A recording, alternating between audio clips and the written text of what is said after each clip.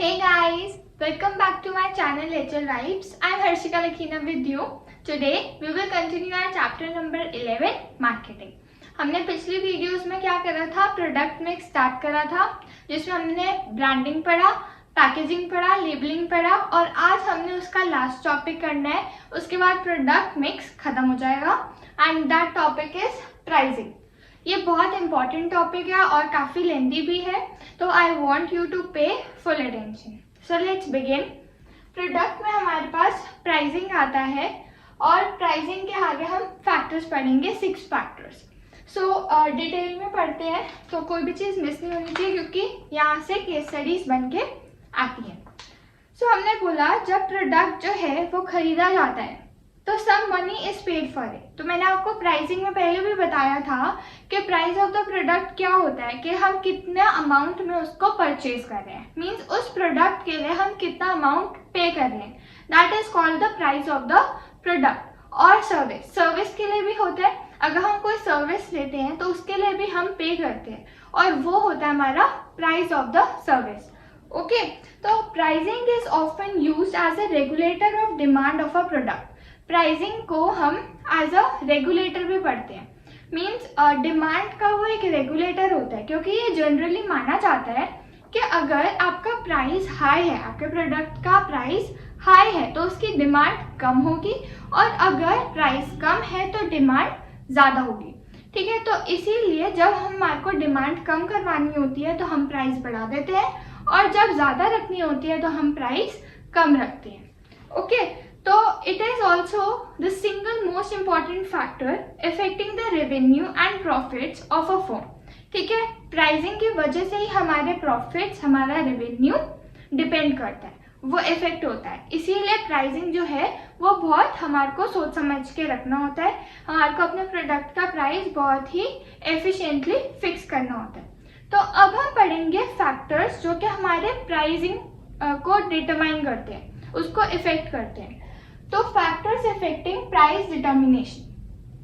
First आता है product cost. देखो, one of the most important factor affecting price of a product और a service is its cost. This includes the cost of producing, distributing and selling the product. कोई भी product ऐसे ही नहीं बन जाता, हर किसी प्रोडक्ट की कुछ ना कुछ कॉस्ट लगती है. ओके, तो कॉस्ट वो होती है मैन्युफैक्चरिंग की, डिस्ट्रीब्यूशन की, सेलिंग की. तो ये सारी कॉस्ट जो होती है वो हमारी कॉस्ट में आती है. ओके, उसके बाद हमने कहा that the cost sets the minimum level और फ्लोर प्राइस. दैट इज जो हमारी कॉस्ट होएगी, जितनी हमारे को कॉस्ट लगी होएगी वो हमारा उस प्रोडक्ट का मिनिमम लेवल सेट कर देती है.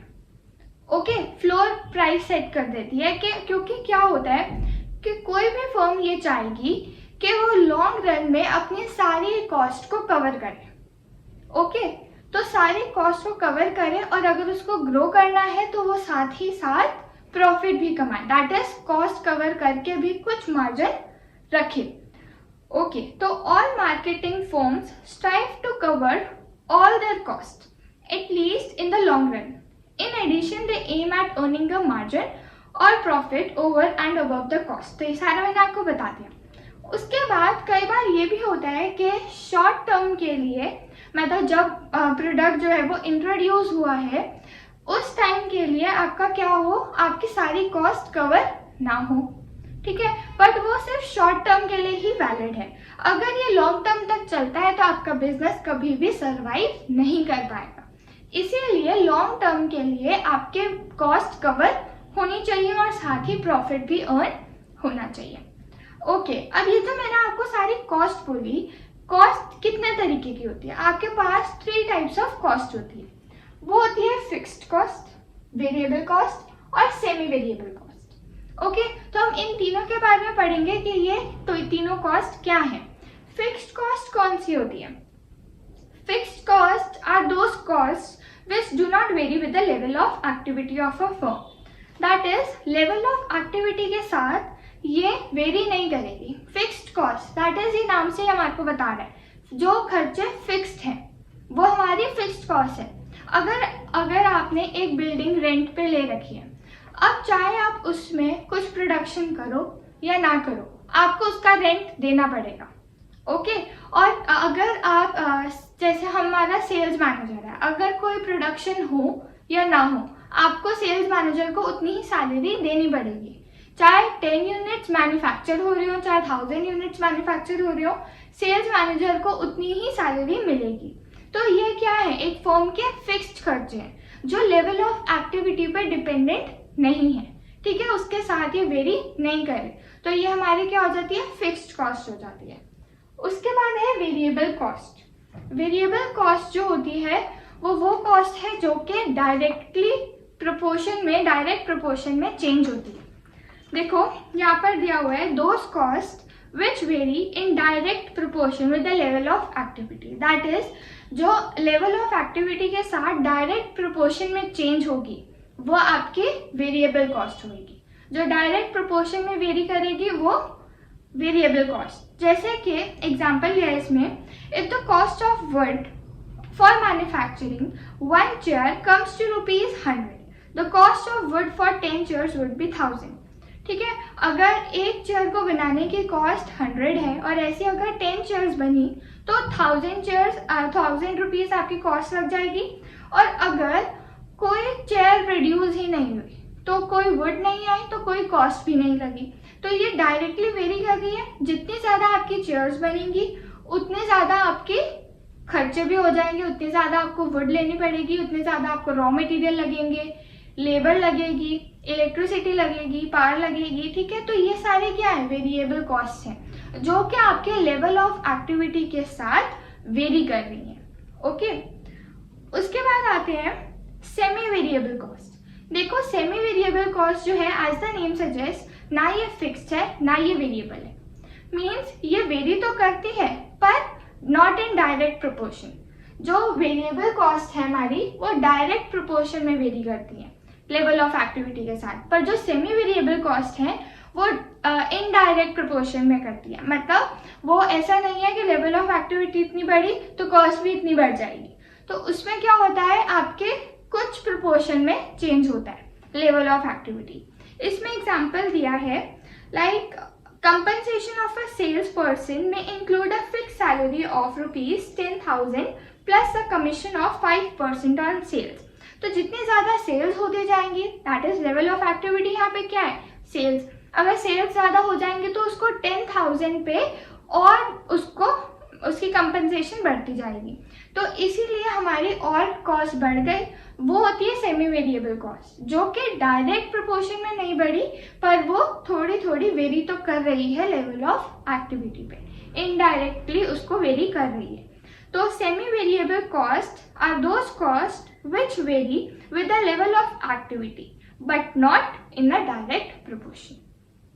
ओके, तो अब ये सारी होती है हमारी टोटल कॉस्ट। टोटल कॉस्ट कौन सी होती है, सम ऑफ दीज कॉस्ट। जब हम इन तीनों कॉस्ट के बारे में बात कर रहे हैं, तीनों को ऐड कर देंगे तो वो हमारी टोटल कॉस्ट हो जाएगी। और ये जो कॉस्ट है यही कवर करना है, और यही प्राइस जो होता है वो हमारे को फ्लोर लेवल प्राइस होता है। ठीक है, मिनिमम लेवल ऑफ प्राइस होता है। Okay, now second is utility demand. Utility demand का क्या मतलब है, अब इसमें हमने कहा जब हमारे प्राइस ने, हमारी कॉस्ट ने हमारा lower limit of the price set कर दिया। अगर सपोज एक हैंड बैग है, ठीक है, उसको बनाने के लिए उसकी कॉस्ट लगती है 2000 रुपीज़। ठीक है, तो उसका फ्लोर प्राइस हो गया 2000।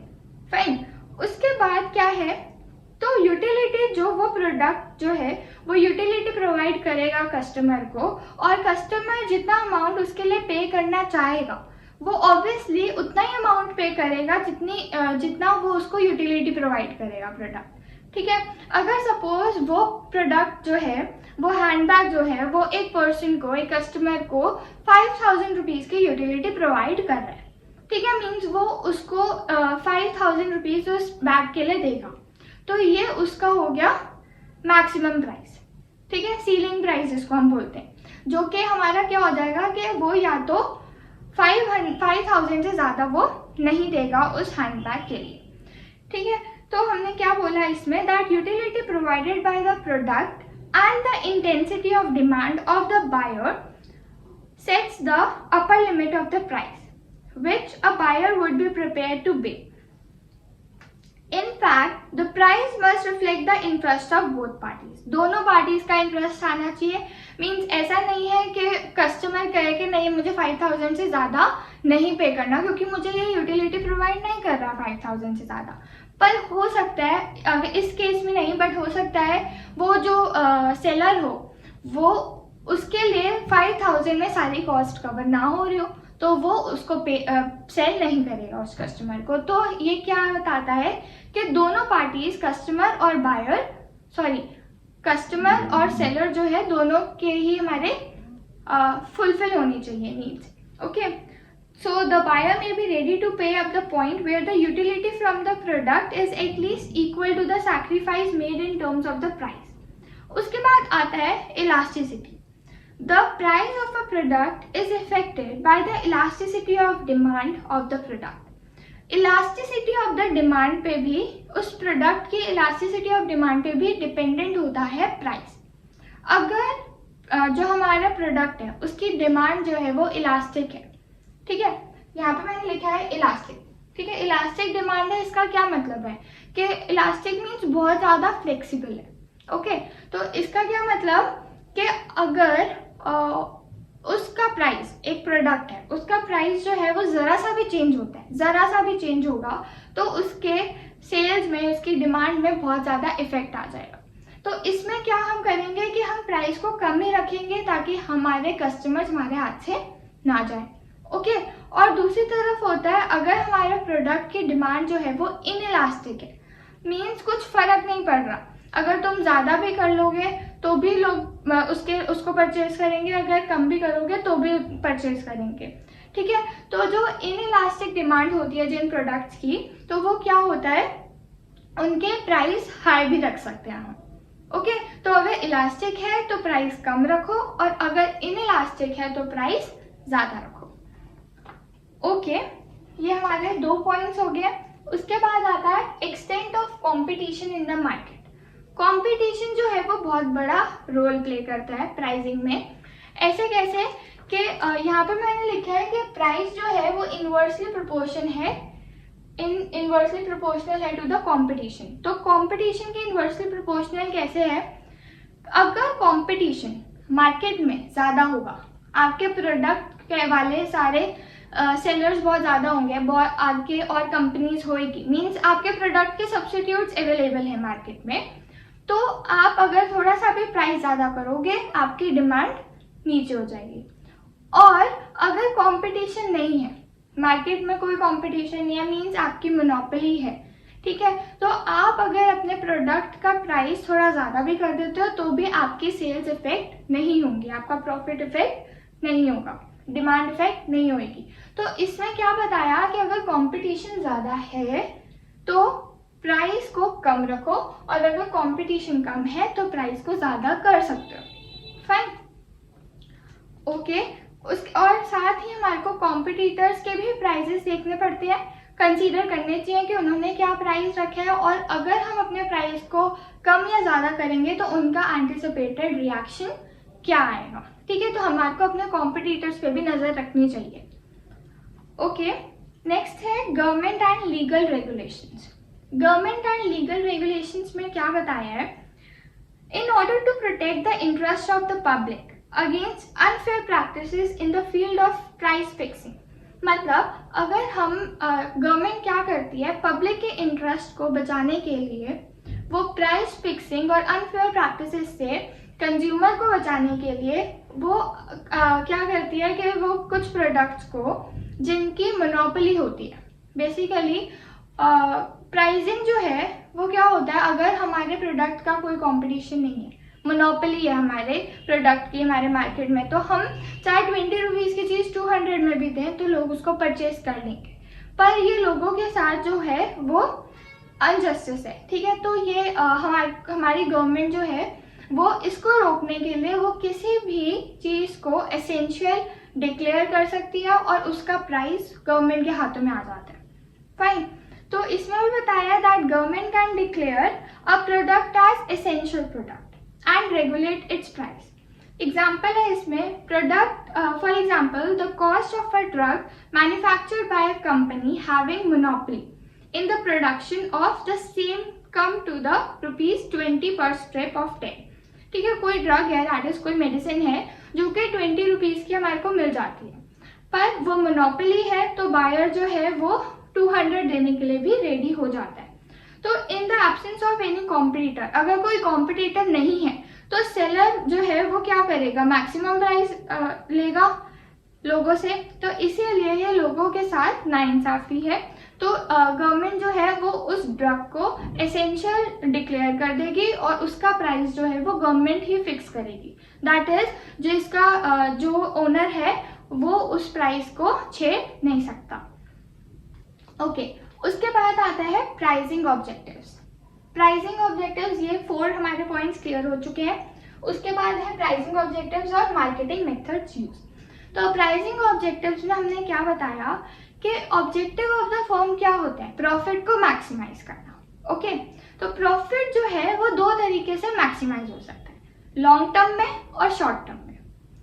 तो अगर हम लॉन्ग टर्म में अपने प्रॉफिट को मैक्सिमाइज करवाना चाहते हैं तो प्राइस कम रखो, क्योंकि प्राइस कम रखोगे ज़्यादा लोग आपके प्रोडक्ट को अफोर्ड कर पाएंगे तो आपका लार्ज शेयर हो जाएगा मार्केट में. ओके, और अगर आप चाहते हो कि आपको शॉर्ट टर्म में प्रॉफिट अर्न करने हैं तो ज़्यादा कर लो, पर उसके बाद थोड़े टाइम तक ही आपके प्रॉफिट्स होंगे, उसके बाद लोग आपको रेफर नहीं करेंगे. ओके, तो इसलिए हमारे 2 थे कि अगर लॉन्ग टर्म में करना है तो आपको अपना प्राइस कम रखना है और अगर शॉर्ट टर्म में तो ज़्यादा रख सकते हो. उसके बाद आता है ये तीनों, दैट इज इनसे भी इन्फ्लुएंस होता है हमारा, हम क्या डिसीजन लेते हैं, हमारा क्या पर्सपेक्टिव है. तो अगर हम चाहते हैं कि मार्केट शेयर लीडरशिप हो हमारी, मतलब हमारे मार्केट में हमारी लीडरशिप अच्छी हो, मीन्स हमारी मार्केट का शेयर अच्छा हो, तो इससे क्या होगा, हम अपने प्राइस को कम रखेंगे ताकि ज़्यादा लोग अफोर्ड कर पाए और ज़्यादा लोग हमारे प्रोडक्ट की डिमांड करें. ओके, तो अगर हम लीडरशिप चाहते हैं तो हमारे को अपना प्राइस कम रखना है, और अगर लीडरशिप नहीं चाहते हैं तो हमारे को ज़्यादा रख सकते हैं हम. उसके बाद है surviving in a competitive market. अगर आप एक ऐसी मार्केट में हो जहाँ पर इंटेंस कंपटीशन है और वहाँ पे सर्वाइव करने के लिए आपको अपने प्रोडक्ट का प्राइस तो कम रखना पड़ेगा, साथ ही कुछ ना कुछ ऑफर्स देने होंगे.